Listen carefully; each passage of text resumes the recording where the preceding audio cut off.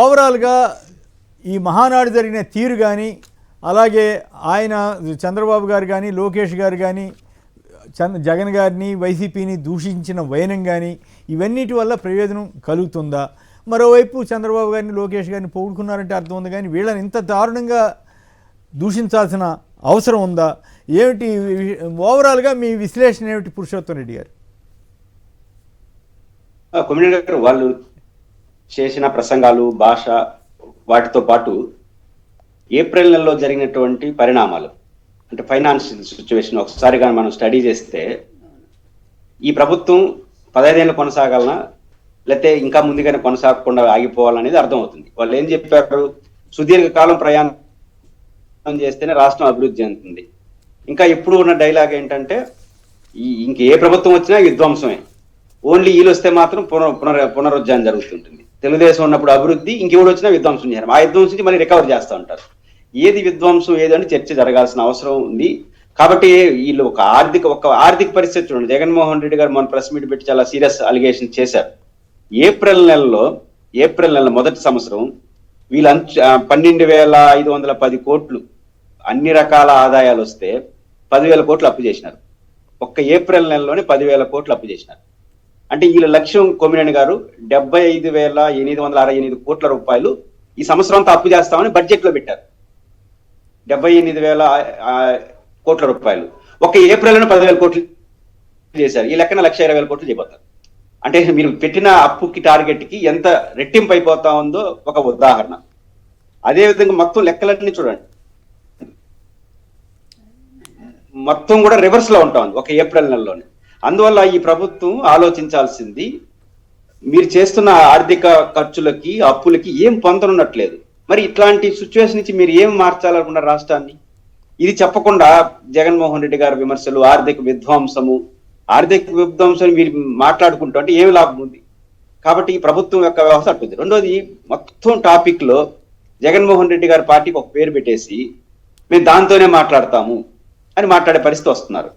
మీరు దాంట్లో మాట్లాడతారు, సాధించేది ఏంది? మీరు వాస్తవానికి మహానాడు అనేది అధికార పార్టీకి ఒక మంచి వేదిక. కనీసం ఒక్క ముక్క అయినా జగన్మోహన్ రెడ్డి గారు ఒక సవాల్ చేశారు కదా నిన్న ప్రెస్ మీట్ పెట్టి, మా పార్టీ శ్రేణులందరూ తెలుగుదేశం పార్టీ ఏ రకంగా మోసం చేసినా ఇంటింటికి కరపత్రాలు, బుక్లెట్ తీసుకోమని చెప్పాడు. మీరు ఛాలెంజ్ స్వీకరించాలి. జగన్మోహన్ రెడ్డి గారు చేసిన ప్రచారం తప్పు, మా వాళ్ళు కూడా ఇంటింటికి పోండి, మనం చేసింది చెప్పమని చెప్పండి. ఇప్పుడు జగన్ గారు గడప గడప కార్యక్రమాల పేరుతో అధికారంలో ఉన్నప్పుడు మేము ఇచ్చిన హామీ ఇది, మేము చేసింది ఇది, మీకు అందాయా అని ప్రతి ఇంటికి పంపించినాడు. ఇప్పుడు మీరు పంపించండి, 2 ఏళ్ళు అయిపోతా ఉంది కదా, మహానాడు నుంచి ఒక పిలిపియండి, ఎంత అద్భుతంగా చేసాం ఈ 2 ఏళ్లలో, ప్రతి ఇంటికి వెళ్ళి చెప్పండి, వైసీపీ చేస్తున్న అబద్ధ ప్రచారాన్ని తిప్పికొట్టండి. నేను ఎందుకు చెప్పలేకపోతాను? ఇంటింటి బొమ్మని మీ మేనిఫెస్టోని చెప్పడానికి ఎందుకు భయపడుతున్నారు? కాబట్టి తెలుగుదేశం పార్టీకి ప్రధానంగా చెప్పాల్సింది సూపర్ 6 కావచ్చు, ఎన్నికల్లో ఇచ్చిన హామీలు ఏ మేరకు అమలు చేశాం, అమలు చేయకపోతే కారణాలు ఏంటో ప్రజలకు చెప్పాలి. అవేమీ లేకుండా కేవలం జగన్మోహన్ రెడ్డి గారి యొక్క గొడ్డల పార్టీ ఆ గొడ్డల పార్టీ అనే పేరు పెట్టి మీరు కాలం గడిపేద్దాం అనుకుంటే ఎట్లా సమాజం హర్షిస్తుంది? కాబట్టి మహానాడు వేదికగా ఎలాంటి రాజకీయ విషయాలు మాట్లాడకుండా, మీరు చెప్పిన విషయాలు మాట్లాడకుండా, మీరు ఏం చేయబోతారో చెప్పకుండా జనరలైజ్ ఉపన్యాసం చేయడం వల్ల పెద్ద ప్రయోజనం లేదు. ఎందుకు చేశారు అంటే ఫ్యాక్ట్ కనిపిస్తోంది, అంటే ఆడ ఉన్నదానికి ఆడ లేని దానికి మధ్య తేడా కనిపిస్తోంది. కాబట్టి వాళ్ళు పెద్దగా మాట్లాడలేకపోయారు అనేది నాకు అనిపిస్తుంది. ఎక్కడ కూడా ఒక నిర్మాణాత్మకమైనటువంటి అధికార పార్టీ చేయాల్సిన కాదు, మంచి అవకాశం అధికార పార్టీ సభల్లో మీరు ఏం చేశారు, ఏం చేయబోతారు ఇవి చెప్పకుండా 29లో గెలవాలి, 29లో జగన్ గారిని ఓడించేవాలి. ఇదే మీరు చెప్పేది. మీరు చేసే పనులు బాగుంటే కోలే గెలిపిస్తారు కదా. అక్కడ మహానాడు నాకు వాళ్ళు ఎక్కడ కూడా వాళ్ళు చేయాల్సిన కార్యక్రమాలు, చేయబోతున్న కార్యక్రమాలు చెప్పకుండా కేవలం జగన్ గారిని విమర్శించడానికి పరిమితం అవడం వల్ల వాళ్ళ బలహీనతను బయట పెట్టుకున్నారని అనిపిస్తుంది నాకు. రైట్, మీరేమంటారు? ఇందాకే చెప్పాను కదండి, అది ప్రజల గోడండి. నిజం చెప్పాడు, నాడు కాదు, మహానాడు కాదు. ప్రజల గోడు చర్చించలేనటువంటి మహానాడు ఎట్లా అవుతుందండి? అది నిజంగానే చాలా దారుణంగా ఉంది నిన్న మహానాడు. ఇప్పుడు లోకేష్ గారి గురించి తెగ పొగిడింది ఒక మహిళ. అబ్బో, ఎవరు ఆమె? తెలంగాణ మహిళ అనుకోండి. ఇక్కడి నుంచి తీసుకెళ్ళి ఎవరో దేవాంశ గారిని కూడా పొగుడుతున్నాడు పాపం. పిల్లాడు చదువుకున్న పిల్లాడిని కూడా ఎందుకు అదే కదా ఇప్పటి రాజకీయాల్లో తీసుకొస్తారు? అప్పుడే అదే ఇది ఏదో అన్నట్టు ఆటోక్రసీ, ఆనువంశిక పాలన తీసుకొస్తా ఉన్నారనమాట వీళ్ళు. ప్రజాస్వామ్యం పోయింది, ఎప్పుడో పోయింది, పక్కదారి పట్టించారు కదా. అందువల్ల ఇప్పటి నుంచే కాబోయే యువరాజు అన్నట్టుగా కాబోయే సీఎం దేవాంశ అనమాట. ఇట్లా వీళ్ళు నిన్న పొగుడుతూ అబ్బో అసలు విద్యా వ్యవస్థకి ఎంత గట్స్ ఉన్నటువంటి వాడు వచ్చాడు. ఈ విద్యా వ్యవస్థ సర్వనాశనం అయిపోయింది కొమ్మినేని గారు. ఎందుకంటే లోకేష్కే విద్య తెలియదు. అట్లాంటి వాడిని స్టాన్ఫర్డ్ యూనివర్సిటీని వాళ్ళు ఎంత గొప్పగా చెప్పినా కూడా అతనికి అవగాహన లేదు. నేను చెప్తుంది సబ్జెక్ట్ మీద ఇంత కూడా అవగాహన లేదండి. ఫర్ ఎగ్జాంపుల్ అన్నీ నిన్న డిఎస్సి చూస్తే ఎంత దారుణంగా ఉందో, ఎన్ని మోసాలు. ఒక్కో సీట్ 15 లక్షలకి. ఎంత డిఎస్సి అంటేనే పాపం ఎదురు చూస్తూ ఉంటారండి ఎంతోమంది మధ్యతరగతి పేదవాళ్ళు కష్టపడి పరీక్షలు రాసి ఎదురు చూసేటువంటి వాళ్ళకి మీరు చేసింది ఏంటండి ఇంత మోసమా? అడ్డదారిలో మీరు సీటు 15 లక్షల కోసం మీరు అమ్ముకుంటారా? ఇంత నీచం, ఇంత దిక్కుమాలినటువంటి పరిపాలన ఇంకెక్కడన్నా ఉందండి? ఏవైనా సరే వీళ్ళు చేసిన మంచిని ఫైనల్గా ఒక్కటి చెప్తారు, మేము ఇచ్చినటువంటి హామీలన్నీ నెరవేర్చేసాం, అయిపోయింది. ఇది సూపర్ 6 అన్నీ కూడా అమలు అయిపోయింది. స్త్రీ జాతి కంటే 20 లక్షల ఏంటి వాళ్ళు చెప్పింది మొత్తం మహిళలకు చాలా న్యాయం చేశారు. పారిశ్రామికవేత్తలను తయారు చేశారంట. నిజంగా జగన్ గారి పరిపాలన ప్రజలు కంపేర్ చేస్తున్నారండి. ఆయన టైంలో 25 లక్షల మందికి స్థలాలు ఇచ్చారండి. ఒక్కో స్థలం 5 లక్షల నుంచి 10 లక్షల విలువ కలిగినటువంటి నిజంగా ధనవంతులను చేయటం అంటే, నిజంగా మహిళలను చేయూత ఆసరా ద్వారా పారిశ్రామికవేత్తలు చేయటం అంటే జగన్ గారి పరిపాలనలో జరిగింది. మీరు వచ్చాక అవన్నీ తీసిపడేశారుగా. మరి మహిళలకు ఏం సపోర్ట్ ఇచ్చారు? ఎన్ని అత్యాచారాలు మహిళల మీద జరుగుతుంటే ఒక్క దోషునన్నా మీరు శిక్షించారా? ఒక్కడన్నా పట్టుబడ్డాడు? జనసేనలోనే ఎటువంటి వాళ్ళు ఉన్నారు? టీడీపీ వాళ్ళు ఎట్లా తయారైపోయారు? ఇటువంటి దరిద్ర పరిపాలన మహిళలకు ఒక శాపంలాగా పరిణమించిందే. అదేవిధంగా మీరు పెన్షన్లు కూడా ముసలివాళ్ళు, అంగవైకల్యం ఉన్నటువంటి వాళ్ళ పెన్షన్లు ఎన్ని తొలగించారండి? 4,000 పేరుకి ఇస్తున్నాము కానీ 10 లక్షల మంది దాదాపు తీసేశారు. 66 లక్షల మందికి జగన్ గారు ఇస్తే ఈరోజు ఎంతమందికి ఇస్తున్నారండి? ఇవన్నీ కూడా చర్చించకుండా మీరేం చేస్తున్నారో మాట్లాడకుండా ఈ కమెడియన్స్ని తీసుకొచ్చి వాళ్ళని జగన్ గారిని తిట్టించడం అసహ్యంగా, అలాగే సాంప్రదాయ మహిళలను తీసుకొచ్చి రికార్డు డ్యాన్సులు చేయించడము, ఇలాంటివన్నీ. ఏంది చివరికి బిర్యానీ ఇచ్చారు, తాగటానికి మందు ఇచ్చారు బాగా. వాళ్ళు ఫుల్ తాగి వెళ్ళేటప్పుడు రోడ్ల మీద పడిపోయి, అక్కడ ఉన్నాయి ఫోటోలు కూడానండి, కందుకూరు చాలా చోట్ల, చిలకలూరుపేట ఇట్లా చోట్ల రోడ్ల మీద పడిపోయి ఉన్నారండి తెలుగుదేశం పచ్చ చొక్కాలు వేసుకొని.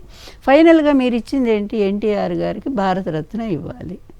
రొటీను ఇది. ప్రతి మహానాడులో చేసేటువంటి వాళ్ళ గొప్ప తీర్మానం ఏంటంటే ఎన్టీఆర్కి భారతరత్న. ఎంత జోవియల్గా ఉంటుంది కొమ్మినేని గారు, ఆలోచించండి మీరు.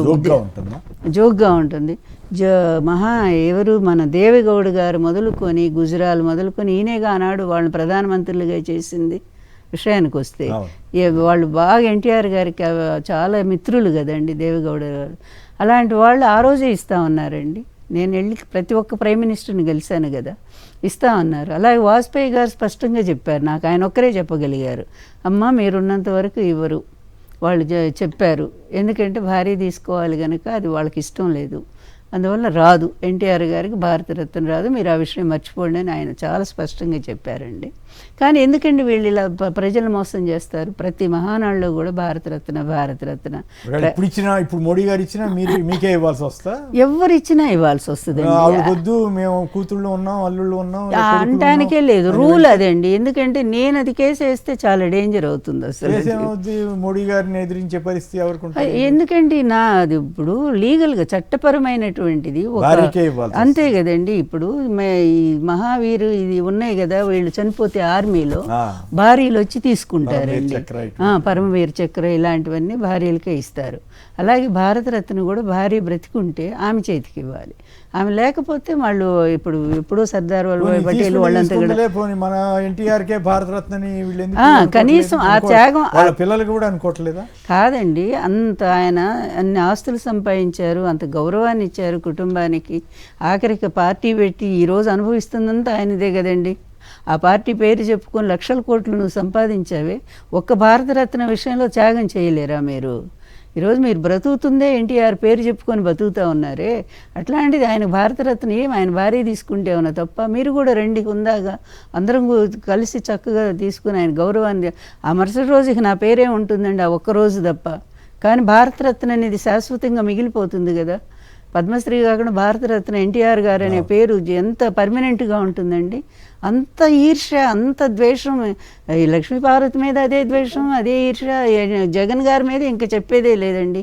ఇంత ఈర్ష్య ద్వేషాలతో ఉండే వ్యక్తులు ఎన్టీఆర్ కుటుంబ సభ్యులు అనుకోవటం కూడా చాలా సిగ్గుపడాల్సినటువంటి అంశం అండి. ప్రజలు కూడా అడగరా? కాదు, ఎవరు తీసుకుంటే ఏమైందిలే, మా నాన్నకి అసలు మెయిన్ వాళ్లే కదండి. గారు వీళ్ళు ఎవరు అడగరా? కాదు, మెయిన్ వాళ్లే కదా, అసలు కుటుంబ సభ్యులే కదా, ఆడవాళ్లేనండి. ముఖ్యంగా భువనేశ్వరి, పురంధరేశ్వరి వీళ్లే మొదట్లో అబ్జెక్షన్ చేసింది వీళ్లేనండి. ఆమె తీసుకోవటానికి వీల్లేదని చెప్పి అదే కదా ఒక నాణ్యం విడుదల చేశారు ఆయనకి భారతరత్నని డైవర్ట్ చేయటం కోసం. ఆ నాణ్యం ఎక్కడ పోయిందో ఎవరికి తెలియదు కదా, ఈవిడే తయారు చేసి, పురంధరేశ్వరి గారే తయారు చేసి ఇచ్చినట్టున్నారు. అదే చేసి ఇచ్చారు, కానీ అసలు ఎవరైనా పట్టించుకున్నారండి దాని గురించి? ఎవరు పట్టించుకోలే, ఒక్కరోజు తప్ప. అదే భారతరత్న అంటే శాశ్వతంగా ఆయనకి మిగిలిపోయేదే కదండి. ఎంత దురదృష్టం అంటే ఎన్టీఆర్ గారు నిజంగా అంత మహానుభావుడికి ఇలాంటి కుటుంబం ఏంటనేది బాధ కలుగుతా ఉంది. నేను ఇది కూడా చెప్పానండి, అంతకైతే నేను రాను, మీకు ఏదైనా అవకాశం ఉంటే అందులో ఎక్కడైనా వీలుంటే భార్య కాకుండా ఈ కుటుంబ సభ్యులు ఎవరో ఒకళ్ళు తీసుకోవచ్చు అని ఉంటే వెళ్ళి తీసుకోండి చెప్పా ఎన్నోసార్లు. ఇప్పుడు కూడా చెప్తున్నానండి, సాక్షి ద్వారా కూడా నేను చెప్తా ఉన్నాను. నాకు ఆయన భారతరత్న రావటం ముఖ్యం కానీ ఆయన గౌరవం ముఖ్యం కానీ నేను తీసుకోవాలని, అట్లా తీసుకోవాలనుకుంటే అధికారం ఎప్పుడో తీసుకునేదాన్ని. నేను యనమల రామకృష్ణ నేను సీఎం అవ్వాలని చెప్పి అందుకనంటే చంద్రబాబు రక్షించాడంట పార్టీ.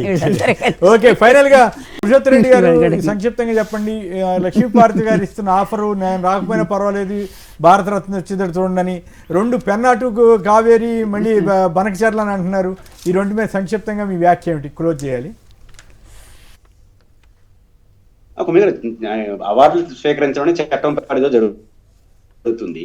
ఇప్పుడు రామారావు గారు భారతరత్నంగా చూడాలనుకుంటున్నారా, తీసుకునే వాళ్ళ గురించి చూడాలనుకుంటున్నారా అనేది ఆ పార్టీ నిర్ణయించుకోవాలి. ఎందుకంటే ఇప్పుడు డిసైడ్ ఫ్యాక్టర్ గా పార్టీ ఉంది కాబట్టి 2 తెలుగు ప్రజలందరూ ఆయన భారతరత్నగా చూడాలనుకుంటున్నారు. ఎవరు తీసుకుంటారు అనేది ప్రజలకి మెటీరియల్ కాదు. ఇది మొదటి అంశం. 2వ అంశం ఈ కావేరి పెన్నా అంటే ఏదైతే రాయలసీమ దురదృష్టమేమో కానీ ఆచరణ సాధ్యం కానీ భారీ స్కీమ్లని మాకే ఉంటాయి. అవేం ఆచరణలు రావు, స్కీమ్లని పెడేస్తుంటారు. ఇప్పుడు అమరావతికి 47,000 కోట్ల అప్పు, ఉత్తరాంధ్రకి ఇంత అప్పు, మీకేరా అంటే మీకు 1,00,000 కోట్లు. ఏది పోలవరం టు బనకచర్ల. మాకు ఇప్పుడు రాయలసీమ లిఫ్ట్ ఉంది, జగన్ గారు తీసుకొచ్చారు. 1,500 కోట్లు ఖర్చు పెట్టేస్తే విత్ ఇన్ 6 నెలల్లో సంవత్సరానికి 30 టీఎంసీలు తీసుకోవచ్చు రాయలసీమ లిఫ్ట్. కానీ దానికి డబ్బులు లేవు, 1,500 కోట్లు డబ్బులు లేవు. కానీ 1,00,000 కోట్లతో అదే బనకచర్ల నుంచి పోతిరెడ్డిపాడికి 100 టీఎంసీలు తీసుకొస్తారు. ఇక్కడ 30 టీఎంసీలు 1,500 కట్టలు పెట్టమంటే పెట్టరు. కాబట్టి నిన్న ప్రసంగం అంతా రామానాయుడు గారిది ఇవే, అంత 1,00,000 కోట్లే రాయలసీమకి, ఏం 100 కోట్లు లేవు. ఎట్లా 100 కోట్లు తప్ప 1,00,000 కోట్లు ఖర్చు పెట్టరు. కాబట్టి ఇవన్నీ చూస్తామంటే రాయలసీమకి మళ్ళీ అనౌన్స్మెంట్లుగానే మిగిలిపోతుందా అనే ఆందోళన అయితే కలుగుతుంది. ఆడంబరము గాను సజ్జనుండు వాళ్ళకు చల్లగాను కొంచెం మోగునట్లు కనకమ్మ మోగున. ఇది అందువల్ల సజ్జనుడు జగన్మోహన్ రెడ్డి గారు ఆచరణాత్మకంగా అన్ని పథకాలు అమలు చేసిన మహానుభావుడు.